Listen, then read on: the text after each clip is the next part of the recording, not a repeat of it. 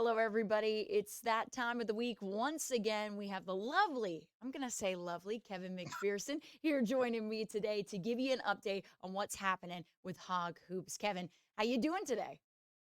I'm doing better after that introduction, See? Courtney. There's a first time for everything, right? Hey, I had to give you a good introduction. It's my first time doing the show with you.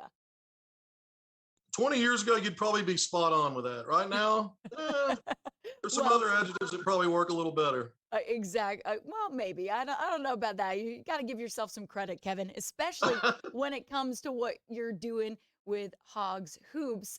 Tell us, give us a little recruiting update. What's going on right now? Is Musk still targeting some guys? Who we got? Absolutely. Recruiting never stops, and Eric Musselman and his staff really embody that, I think, more than any program, because if you look at the activity in the portal, if you look at the activity with what was a top five class 2 years ago, follows that up with the number two class in the country, arguably the best class with 3 5 stars in there. And now we see that he continues to look for ways to improve a team that's been to back Elite Eights. And when you do, how you do that is you're also recruiting for the future. So classes of 23, 24, and 25. And for me right now, and when I look at what Arkansas has done to prioritize players, one at the top is Layden Blocker, 6'2" point guard.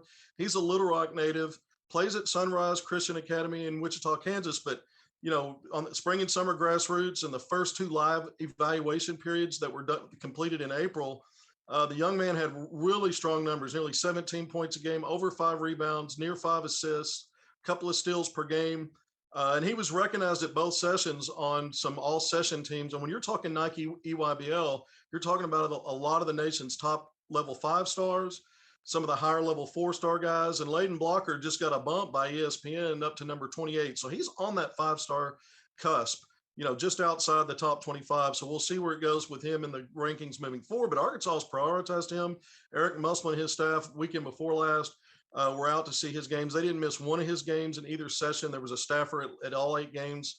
And so he's got an official visit to Arkansas coming up June 6th through 8th. He's got a couple of official visits before that in May. Next weekend, it's Kansas State. The weekend after, it's Maryland. After his Arkansas official, he's got a few days later, the 10th through the 12th, he's got one scheduled to Kansas. So we'll see what happens here. But I know Eric Musselman is excited about getting Layden Blocker, one of the top point guards in the country. In my opinion, he might be right now on these circuits, maybe the best true point guard, because he's playing more of a true point guard role. He can score, outstanding job. And I look at some of the other players that I feel like Arkansas is prioritizing, and let's look to see if they get official visits scheduled in the next couple of months. But I look at another guard out of Texas, Chris Johnson, at Elkins High School in Missouri City, 6'5" guard, has put up good numbers in Nike EYBL sessions. When you look at some of the front court players, Omaha Baloo, a top 10 5-star, Bay Fall, a top 10 5-star. These are 6'8", 6'9", 6'10 players. Some of these names I'm mentioning. Ron Holland, who plays for Drive Nation on the EYBL circuit for Nike, another 6'8" out of the DFW area. Played at Duncanville High School, and I just mentioned, the fact that Arkansas has 3 5-stars in the 22 class sign. Anthony Black was a teammate of Ron Holland. And so when you start looking at some of these high-level guys, it kind of falls in line with the way Arkansas' success has been, signing 5 stars and top 100 players, even some in the top 50, because they continue to pursue that level of talent. So recruiting, when you're talking about the break now, you won't have live sessions again on the shoe circuits until July. It's a big month because the players continue to get exposed. They continue to get opportunities to maybe move the needle in recruiting rankings, but also the schools that offer. But right now, Arkansas really put itself in great shape. I think with Layden Blocker, they'll have him on that official visit. And some of these other guys, I expect to see some more names with visits coming up from that 2023 class. Courtney, of course, they had eyes on players in 2024 and even 2025. And a lot of those names emerge, and we'll talk more about those in the coming weeks and months. Well, want to ask you about that because you just mentioned this Arkansas recruiting class, Anthony Black signing with making it official with Arkansas. I mean, how exciting is that to have this guy? He's officially coming. What does he bring to this team? Well, you know what? You're exactly right. You used the right word and description on that one with Anthony Black. Exciting because this guy is versatile at 6'7". There are comparisons to Cade Cunningham, who was the top prospect coming out of high school, coming out of Montverde Academy, played 1 year at Oklahoma State, and was the number 1 pick in the last draft. Ooh, When you look at Anthony Black, I don't think he's quite as physical and strong right now as Cade, but similar size and similar skill set because he can score. He's an effective slasher, takes long strides above the rim finisher. But man, he sees everybody. And last night in the Iverson Classic, another All-Star game, the really last big All-Star game to wrap up high school careers before these guys are going to be stepping foot on campus at the end of this month. By the way, now we're in May, the end of the month. These young men will be in Fayetteville. But Anthony Black had business last night, 11 points, 7 rebounds, 5 assists, a steal, and his team won the Iverson Classic. And man, he was exciting. A lot of long strides to get to the rim, uh, switched hands on one play to finish with his left, had a putback of one of his misses, had a dunk. But what I really like about him at 6'7", he sees everybody. He was easily the best passer in that game, Courtney. And that was a game loaded with five-star talent. And this is a young man that sees everybody, sets everybody up, very unselfish. And when you put him with a Nick Smith Jr., I think both of those guys are interchangeable 1 and 2.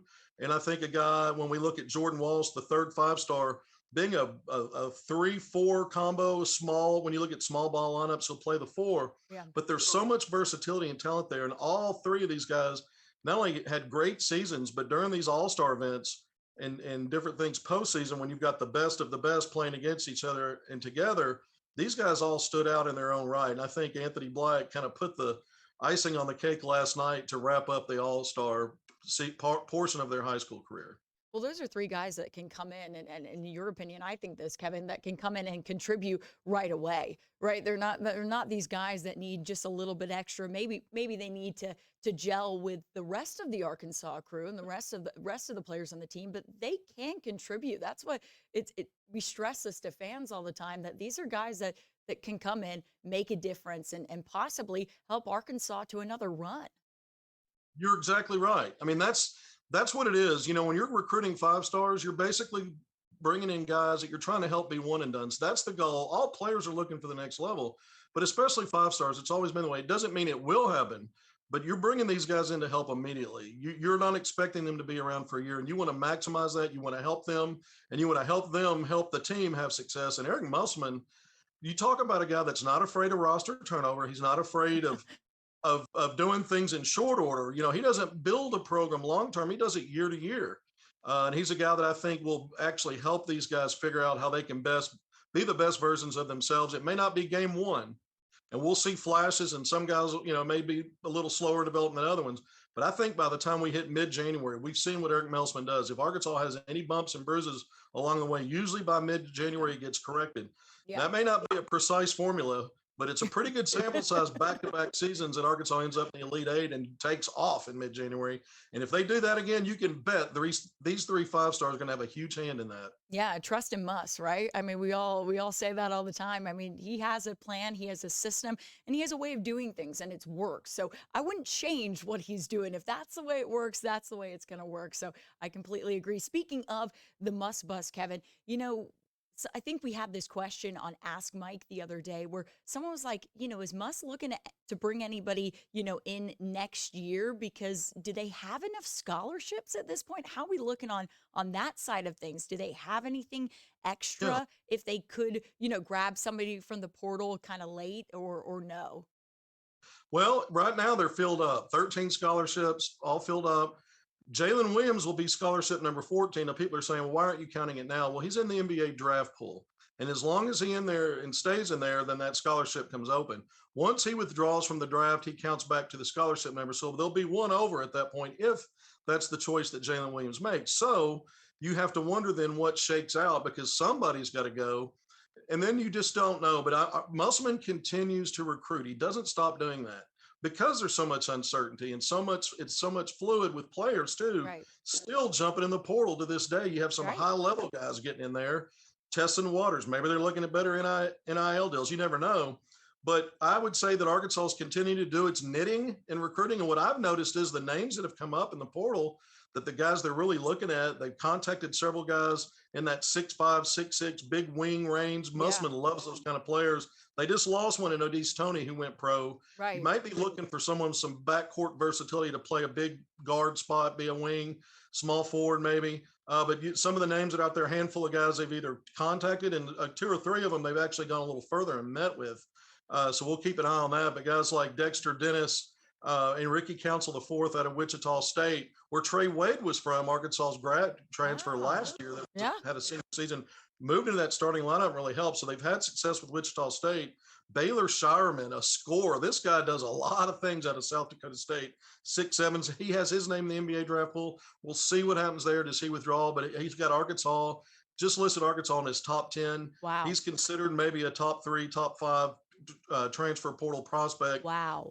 Over 17 points a game, almost 8 rebounds, almost 5 assists. This guy did it all at South Dakota State. And so he's more of a scorer. I don't know how good he is defensively, but he would Yeah. definitely bring some juice to that offense on that side of the ball. But Mhm. Arkansas, Arkansas's contacted some of these guys and gone beyond that and met with some of them, including Shireman and Dexter Dennis. Oh, wow. Well, I mean, that's great to hear. I mean, it just doesn't stop. I mean, when in terms of basketball, my dad's a coach, and I'm telling you, recruiting just doesn't stop. How do you think today Eric Musselman threw out the first pitch at Arkansas's baseball game? Do you think some of the recruits saw that? I mean, it was all over social media. How much does that help that, he has a presence on campus in every which way? I think it's great. This guy knows he maximizes social media more so than any coach in college basketball. He gets it, and these opportunities, he has a lot of fun with it. So it's not a chore for him. It's something that he enjoys doing. And throwing out the first pitch. Look, this guy had rotator cuff surgery I know. several months ago, and we saw him on the sidelines for much of the season in a sling. So I don't know. I didn't get to see it. I haven't actually seen video of it yet. So Oh, you'll have to see it. I'm sure he put his best foot forward. If Musselman doesn't like to fail in anything, so Hey, my guess is he delivered a strike. But I'll judge it further when I actually see it. they said it was a perfect strike. That's what they called it. So Um, I would expect nothing less No from surprise. He Eric. probably didn't have a lot of sauce behind it, right? Yeah, yeah. But it was a changeup. He went he went 2/3 speed, and if someone was swinging at it, they probably swung over it. So. I bet you wouldn't expect anything less from the Muscleman. To finish us off today, Kevin. Obviously, we got to talk about the Pro Hogs right now in the NBA playoffs. Who do we got left? Like, give us an update on how those guys are doing right now. Well, we had 4 going in. Patrick Beverly and the Minnesota Timberwolves put up a fight, They but the did. Memphis Grizzlies are a little bit better. And so the Wolves are out. Beverly had a good series, but now we're down to Bobby Portis, who to me is he's the centerpiece of the Pro Hogs right now. He's He the face of the really Pro is. Hogs. Man, in fact, today a double-double, his 5th in 6 playoff games so far. Game 1 against Boston, the Eastern Conference semis. Yeah. When I last look, about 3 minutes left, Milwaukee had a 12-point lead, Oh but my Bobby was up goodness. to 15 points and 10 rebounds and had a box score plus 11 in that one. So Wow. putting in the work like he does, and if Yep. that's good. Milwaukee, so they're playing on the road. Boston's the Yeah. 2 seed, Bucks were the 3, so that'd be a big win to still win in Boston in Game 1. Yeah. But you've also got Moses Moody, the rookie for the Golden State Warriors. They'll play those Grizzlies in Game 2 today. It starts here in a few minutes. And then you've got Isaiah Joe and the Philadelphia 76ers also in the Eastern Conference semifinals. Yeah. And they'll be in a series against the number 1 seed Miami Heat. So you've still got Pro Hogs in there. Moody and Isaiah Joe, they'll see spot duty, and likely at the end of games that aren't hotly contested, young players, first and second year players. But Bobby Portis now back-to-back seasons is a big story for the Milwaukee Bucks. And arguably, they talk about their big 3 with Giannis Antetokounmpo. Yeah. Well, I butchered that. The Greek Freak, Chris Middleton, who's been out Yeah. since 2 playoff games with an injury, and Drew Holiday. They talk about those big 3, but really Bobby Portis has been their 4th leading scorer the last 2 years. When you put it all together, Yeah. he's been a double machine this season and held down the fort in the starting role with Brook Lopez out. Lopez is back, but with Middleton out, Bobby's back in the starting lineup. But either way, when you're putting up double doubles throughout the playoffs so far, you're having a huge impact on winning and that team having a chance to repeat as NBA champions, Courtney. Yeah, and Bobby has fun with it too. He's a fun player to watch. I just enjoy watching him play, and especially the other day in the game where he got hurt and his eye, all that blood coming down his face, and he put that as his profile picture. I think that put every other team on notice. It's like, look, don't mess with Bobby, okay? He is a baller in every sense of the word. I just thought that was so awesome, seeing him have a little fun with the fans there when he got injured in that game. So, Yeah. Bobby's a positive guy. He makes the most of things. He turns it around. He turns a moment that could be a complication or something that would look as a negative, and he builds on it.